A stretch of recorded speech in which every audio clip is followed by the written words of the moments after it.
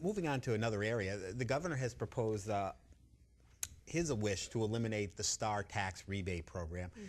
That's been a really popular program since it was instituted probably about 9 or 10 years ago. In particular, helps senior citizens on a large level with their home or their household taxes. Your thoughts on this proposal? Well, thankfully, I think the governor is only focusing on the rebate check, which we get in the fall. Okay. So, you know, and that's bad enough as it is, because so many people in my community count on that. You know, that's a good way to start putting fuel in your tank for the winter. So, you know, it benefits a lot of people in our area, and it's going to be... So that's that extra check that people were getting in the mail from the last few years? Yes, okay. Yes. And so, you know, I know there's people that have said, I don't need it, you know, the state keep it, but there is just as many, if not more people who absolutely rely on that to you know, start heating for the winter, even though that's not the purpose of it, that's the reality. And so it's troubling that, you know, that's being targeted, but I'm glad he's not targeting the entire program. So. The governor did talk about energy and the importance of going to more alternative energy sources in his State of the State address. And here's what he had to say on that topic. And he kind of focused on his energy policy for the upcoming year. We have to change the way that we use energy. We have to be more energetic about our future. This program will be of assistance to us not only because it will meet our energy needs, but it will revitalize our economy and also protect our environment. Schools, hospitals, local governments will not only be able to benefit from this source, but they will be able to lower their costs, which we feel will inevitably lower taxes. There are agencies in this government that can help pay for this program. The greening of schools and other buildings will help us to the extent that it will cause a savings that we can dedicate to budget reduction, to educating our children, and keeping our families safe.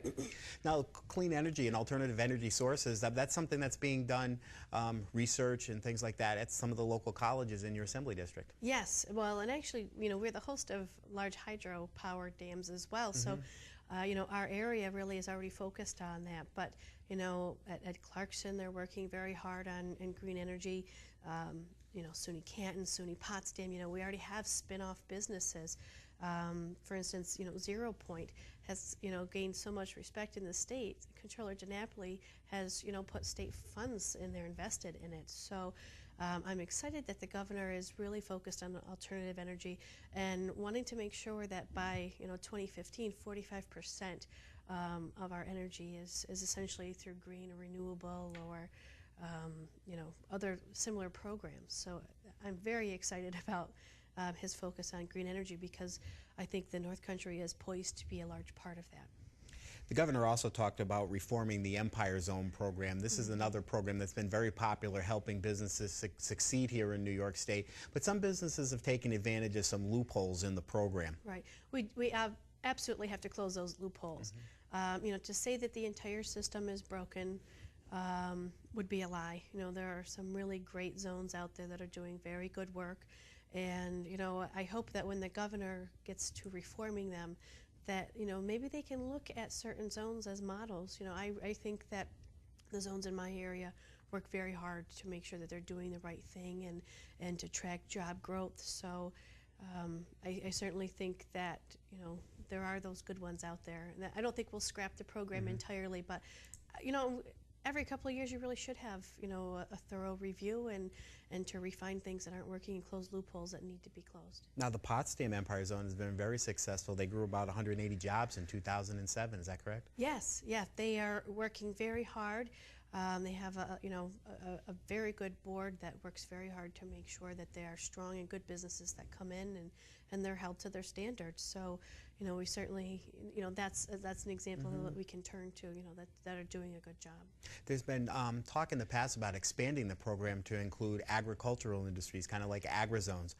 Would that be something you'd be in favor of? Well, since we're looking at green energy and, you know, agricultural products or byproducts, you know, our key to that, it would certainly make sense as we want to grow our green and alternative energy companies that they should be included as well. And it's going to be a very interesting year in light of the economic situation, not only in New York State, but on the national level as well. Right. And I think everyone is excited that we have had the change that we did with the inauguration of President Obama. And, you know, I think we're pretty much optimistic, you know, as a whole. We know that we're going to have tough times, but we're going to get through them. And so, you know, I hope to provide very strong leadership and help the North Country weather this fiscal climate as best as we can to come out even stronger in the end. We got about 30 seconds left. What are some of the things that you'd like to focus on, you know, your first year here in Albany? Well, I'd like to focus on getting the deficit, the gap closed, and to get a good budget so that we can have, you know, a sound, you know, fiscal standing to go into in the next budget cycle. You know, I was sent to Albany to represent our area, so I really want to work hard on that, you know, but at the same time we need to make sure that we have economic development worked into the budget so that we can continue to grow so that we can work our way out of this problem.